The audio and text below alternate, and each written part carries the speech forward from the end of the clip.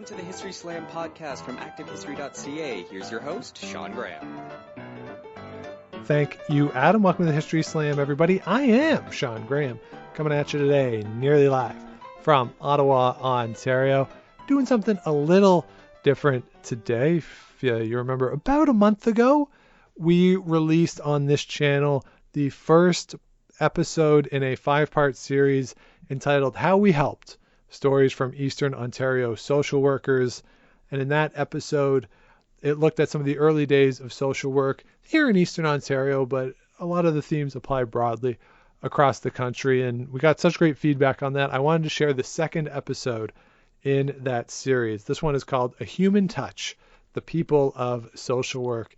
And I really enjoyed the whole series, but this one in particular holds a special place for me, episode 2, because in putting this one together, I learned so much about the background of the individuals. And it's one of these cool things that when you do a lot of textual history and you're looking at documents and what was kept and what you're looking at, it is a lot of policy and it's a lot of discussions about, membership or finances, that kind of stuff.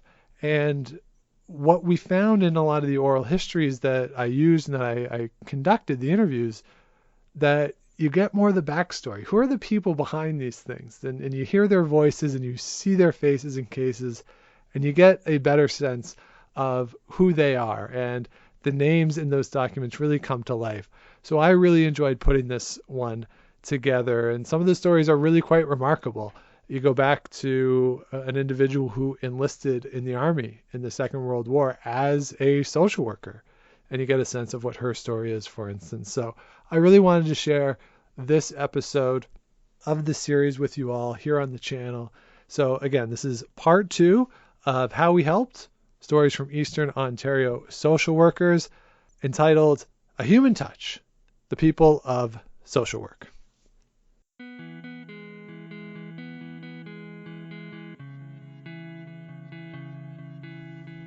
Welcome to How We Helped, Stories from Eastern Ontario Social Workers.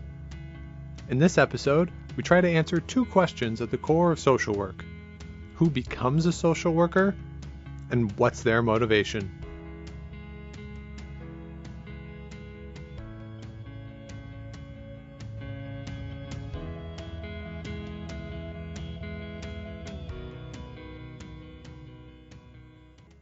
In 1966, the Eastern Branch of the Ontario Association of Social Workers updated its constitution and bylaws.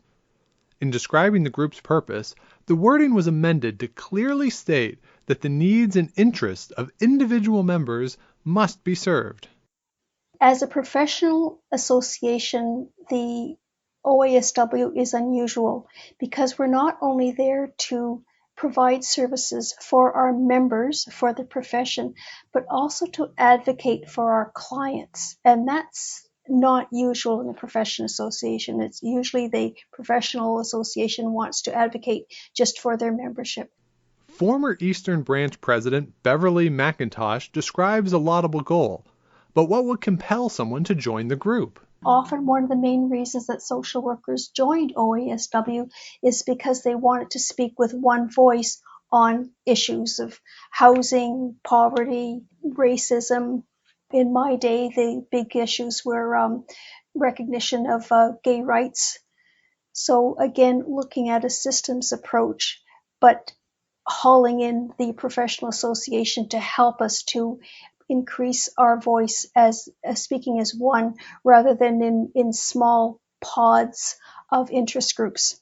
Speaking with one voice could be a real challenge for the Eastern Branch, but in social work, the grassroots level is where so much of the work is done. It has always been a priority for the Eastern Branch to engage members and put their ideas into practice. In 1971, Eastern Branch President Pauline Van Lammers optimistically looked forward to greater participation and collaboration with members. We feel we have had a busy year and a productive one. Our goal for the future is to have a wider involvement of a larger number of our members to make more impact on the community and to take more initiative in bringing business to the provincial board. With the new structures at the national level and the current review of the provincial structures and revision of bylaws, much strength must come from the branches in order that our provincial association will have meaningful impact. With members working across Eastern Ontario, professional, linguistic, and local differences can make it difficult to bring everyone together. Making it even harder, social work can be an isolating career. Working with and fighting for others can be exhausting. A need for confidentiality makes it hard to share the challenges faced.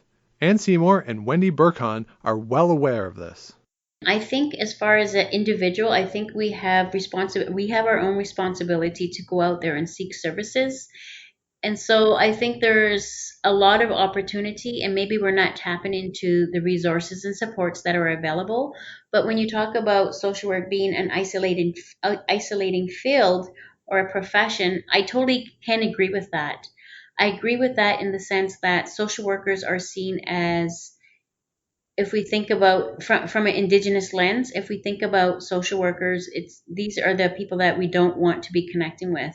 And so we as a community are putting these negative lens on social workers. And so I think it's only reasonable to suggest that social workers would step back and feel like we don't have a place, or where do we belong? And I think it's because of society's view on how they see social workers. But at the same time, I know I was a medical social worker for 8 years, and I worked in the healthcare profession. And I could see how it could be isolating, but again, it's individual in the sense that I ended up working with an interdisciplinary team. So I worked with the doctors, I worked with the medical team, I worked with physiotherapists, occupational therapists, the nurses. And I think it's an individual responsibility to want to be able to branch out into these different areas so that you can create your own niche, you can create your own supports, but not everyone comes from that positioning. So if you're hearing that sometimes it could be isolating, I would not disagree with that. And it can be isolating if you're not taking advantage of what's out there for you. It can be very, very isolating if you're in private practice. Many years ago, when I did have private practice, it was a struggle finding colleagues that doing the same type of practice that I could discuss and strategize with. But there are also agencies that will have multiple social workers who will get together at a regular rate. And there's also different groups that are offered through the association. For example, the social work in aging and gerontology, when we did get together, we were able to talk to each other. Somebody would say, I'm unemployed, and other people would say, oh, we're looking for a new social worker in my department. So it was very much camaraderie. So it depends. To try to overcome this barrier, the Eastern Branch has always organized social events for members. One of the most successful was Supper Club, which the 1994 annual report said was proving very successful as branch members meet informally every 3 months. There appears to be less need for education, and getting time off work is difficult, but collegial socialization is important in these hard times. The success of Supper Club, and ultimately the Eastern Branch as a whole, came down to the members, the volunteers who gave up their time to support the profession.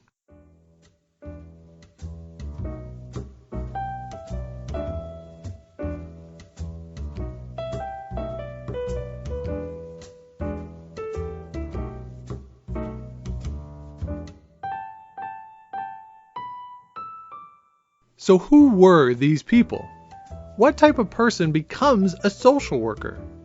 Current President Wendy Burkhan provides some insight. I would say people that have gone through something and want to see it bettered or changed, advocates, people who feel they've been wronged, and people who want to just help others. You don't have to be a radical. They just want to be in a position to guide other people. Like their descriptions of social work itself, though, social workers have unique ways of describing themselves, as demonstrated by longtime social workers Ann Seymour, Lynn Sherwood, and Beverly McIntosh. We have to be patient. We have to provide the opportunity and the space for people to share their stories. And being non-judgmental. I got into it because I grew up in a community where there were foster kids. And I grew up with foster kids who were my playmates. And so I cared about what happened to those children and heard their stories about being excited about being allowed to visit their father or whatever. So it kind of sensitizes you to those issues. So when I finished university, I had an interest in working at the Children's Aid and working with children who were in that situation. And when I realized what was going on, it kind of galvanized me into it. And there's people who are like that. It's not just a career, it's kind of a lifestyle, a calling that you really can't get away from, and that forms a big part of my life. I think a mature person, somebody that has the lived experience of pain, sometimes poverty, loss, and the most important thing is to feel that to get pleasure out of empowering other people. I think that's the quality most important in a good social worker. The most succinct answer to this question came from Ruth Brown. Now in her late 90s, Ruth was pretty clear in describing social workers. If you want to be absolutely cynical, you could say busybodies, people who want to, fix things, sort of. Of course, that applies to Ruth herself, as she took a unique path to social work, starting her career in the midst of the Second World War. My own experience is that I was going to pursue an academic career after I finished college. And I had to get a job for the summer. I had to get a job every summer to work my way through college. My dad was a teacher and they didn't have all that much money. So I lived in Sarnia at that point, and I went to the local employment office and asked them, what jobs do you have open for the summer? And but I had already got a scholarship to Harvard, so that's what I was going to do in the fall. And they said, are you over 16? And I'm not very tall, so I said, certainly over 16, and I've just got a BA. So they said, oh, the Children's Aid needs somebody desperately. And so I worked for the Ottawa Sarnia Children's Aid that summer, going around on a bicycle, pursuing the question of the government had a grant program for families of soldiers who were off at the war and they needed financial assistance. I knew nothing from nothing about any of this. But anyway, I spent the summer in that, and at the end of that, I thought I've got to be a social worker. So I went to the School of Social Work. So I don't know what was the impulse there. I guess working with people that changed my direction entirely. Ruth's road to social work is specific to her, but it reflects a reality in the profession that everyone working in the field has been drawn to it. Each person's path is different, shaping their career to their specific motivation. In talking with social workers, it is pretty common to hear about their commitment to tackle major social problems. Alan Moskovic, who taught in the Carleton School of Social Work, is pretty direct in outlining his path to the profession. I got involved in youth work through the Y and also through the scouting movement, which these were common directions at the time. And so I became involved as a youth worker. For a lot of social workers, this desire to help people and address major social issues long predates their careers. Take Barbara Merriam, who worked with the Children's Aid Society and got her start volunteering. When I was in university, I really didn't even know what social work was, but I had done volunteer work in high school at the Y, and then during university I had volunteered at a settlement house in Toronto. My undergraduate degree is from the University of Toronto, and it's at the settlement house. This was for new immigrants or families on welfare. It really provided services for the community. That's when I met social workers, and so I sort of started talking to them, and it sounded interesting. So that's how I ended up in social work. Joyce Turnbull started her career after graduating from McGill in 1948. Her interest in the profession was piqued a little closer to home. I can think of a time when my mother was on the board of an orphanage. This was in Nova Scotia, Cape Breton actually. And I went to a few meetings of the board, and I got interested particularly in the situation of the children in the orphanage. Then I was also thinking of medicine at that point. Decided it was just too long. I had a brother who was in medical school. Then I thought I learned a bit about medical social work, and I thought, there's two pieces I could put together. So when I went to McGill, my second year placement was in medical department of the hospital. Being involved in volunteer work seems to be a common thread among social workers. Graham Roderick may have started his career in 1974, 35 years after Catherine Ferguson, but both got started in similar ways. I have been involved in a variety of outreach programs at Cinevex. In the summers, I worked at a correctional summer camp for juveniles, and I think both of those had a decided influence in terms of my choice of social work. Because the field of practice that I went into in the beginning was young persons, and then subsequently I worked with seniors. I started as a volunteer with the Ottawa Welfare Bureau in 1939.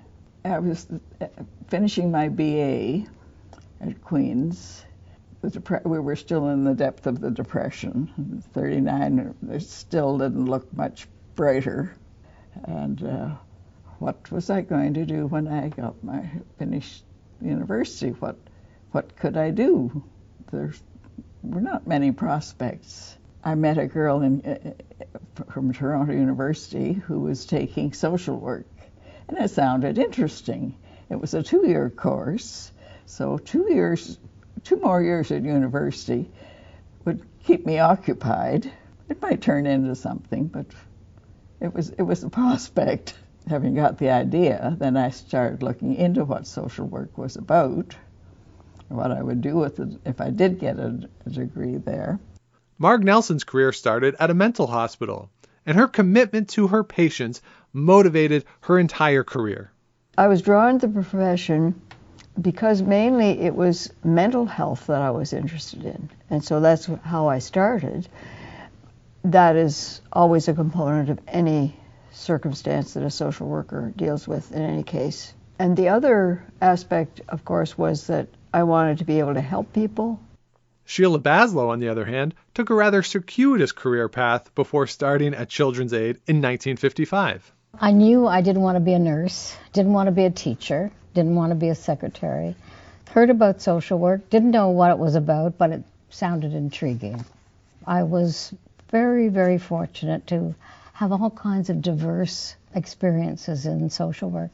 For example, I started off in childcare, and I worked with Northern Affairs, set up counseling for the Inuit living and working in the city of Ottawa. Then I did work with back to Children's Aid again, and did work divorce reports for the court, and group work in a maternity home. And then I did research I was loaned to McGill for a couple years as part of a research team. And then after that, I was the director of a child abuse demonstration project. It was the Year of the Child, and the Children's Aid got some money, and we did some interesting work. And then after that, I worked as a conciliator in family court. And latterly, I was a medical social worker in surgery, primarily. Sheila's story is an example of how people are drawn towards social work, sometimes without even realizing it. As Roland Lecomte said, est-ce qu'on choisit une profession où on est choisi?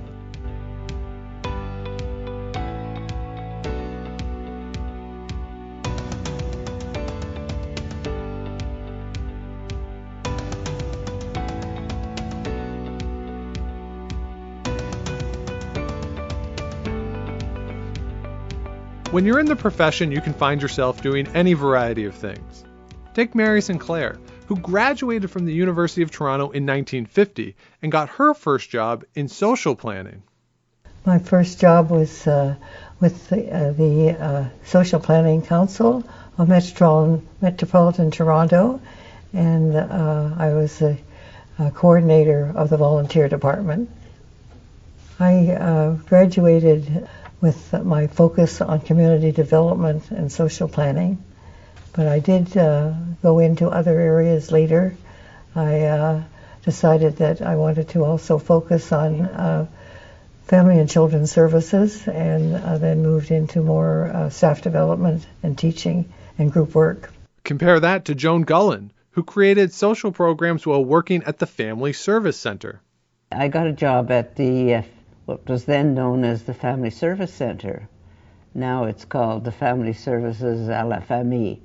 I was very fortunate to be able to develop and define my own job in advocacy, community development, and counseling. I did some counseling, but my major part of my career was in community development and advocacy.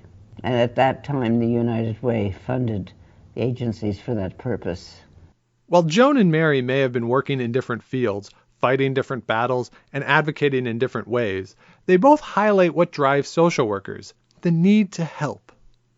Whether they're pushing for more equitable public policy, working directly with children, or helping patients at the hospital, social workers are united by this goal, a goal that unites all members of the Eastern Branch. Sure, over the years it has been tough to get them all in the same place at the same time, and with such diverse interests, ensuring the branch speaks in a singular voice has been a challenge. But despite the differences, they have come together, whether advocating for each other's causes, offering professional help, or building a supportive social community to overcome what can be an isolating career. Any association is only as strong as its members. For 85 years, the Eastern Branch has pushed to create a professional college of social work, advocated on behalf of its members and clients, and fought against social injustice. It was all made possible by the people who, for so many reasons, took the time to help.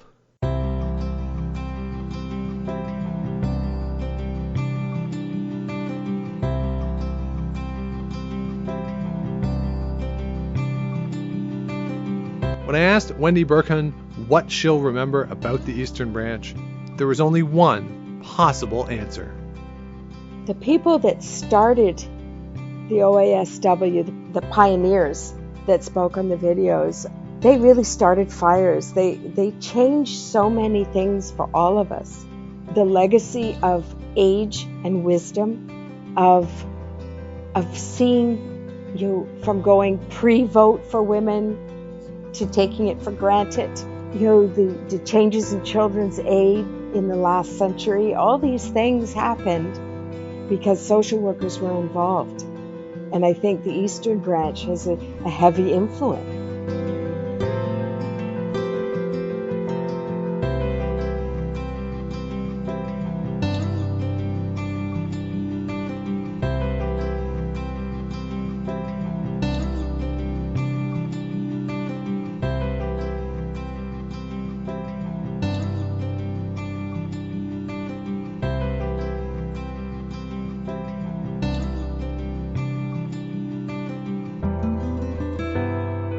How We Helped is produced by Sean Graham and the Wascana Group in cooperation with the Eastern Branch of the Ontario Association of Social Workers.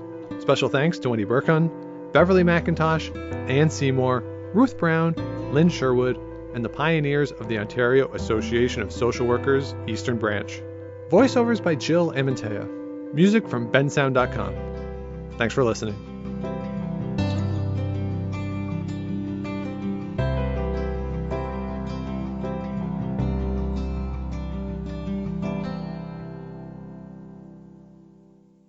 So there you have it, part 2 of How We Helped. Again, the episode is A Human Touch, the People of Social Work. I hope you enjoyed it. One of the episodes that I'm particularly proud of in the series. So please do head on over to howwehelped.wordpress.com. You can find all of the episodes, again, a 5-part series, or just search for How We Helped wherever you get your podcasts. So wherever you are listening to this right now, unless you're on the Active History site itself, you can just go and search for How We Helped, get all 5 episodes in the series. The next episode in the series is about community and how social workers build community. That's a really fun one. Then we get into social issues and advocacy to wrap it up. So I hope you enjoyed it. Thank you for checking it out. And please head on over to howwehelp.wordpress.com. Find the rest of the episodes. So that will do it for this week. Thank you so much, everybody, for listening. If you have not yet, please do subscribe to the show wherever it is you get your podcasts. Do the likes, the ratings, comments help. It's all about beating those algorithms and helping grow the show and bringing more people to our little community in this corner of the internet. Of course, head on over to Activehistory.ca. Lots of great material over there. Yesterday, in fact, another entry into the Beyond the Lecture series.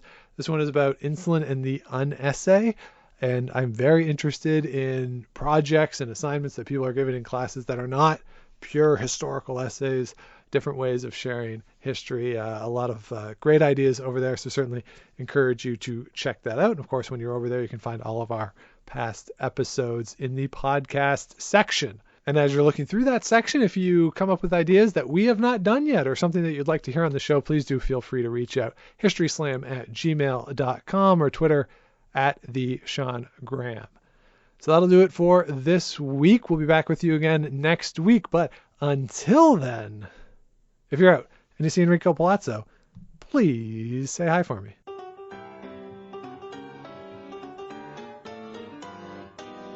Thanks for listening to the History Slam podcast. Be sure to check out Active History for more features, articles, and be sure to subscribe on iTunes.